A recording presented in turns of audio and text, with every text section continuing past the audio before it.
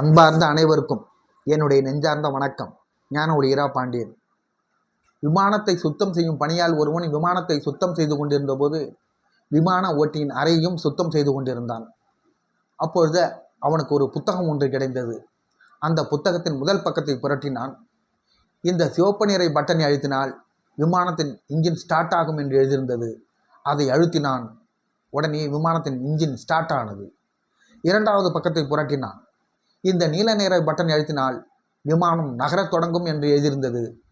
அந்த நீல நிற பட்டனை அழுத்தினான். விமானம் நகரத் தொடங்கியது. உடனே அவருக்கு ரொம்ப சந்தோஷம். மூன்றாவது பக்கத்தை புரட்டினான். இந்த பச்சை நிற பட்டன் அழுத்தினால் விமானம் பறக்கும் என்று எழுதியிருந்தது.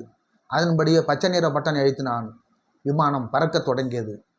சுமார் 20 நிமிடம் பறந்த பிறகு அந்த விமானத்தை எப்படியாவது கீழே இறக்க வேண்டும் என்று எண்ணினான்.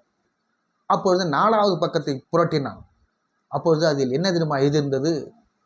விமானத்தை இறக்க தெரிய வேண்டுமானால் பக்கத்தில் உள்ள கடையில் 2ஆம் பகுதி புத்தகத்தை வாங்கி படியுங்கள் என்று எழுதியிருந்தது. அவனுக்கு மயக்கம், குழப்பம், என்ன செய்வது ஒன்றுமே தெரியவில்லை. இப்படி தான் எதையும் அறியாமல் செய்வது அபாயத்தையும் ஆபத்தையும் உண்டாகும் என்பதை நீங்கள் அறிந்து கொள்ளுங்கள்.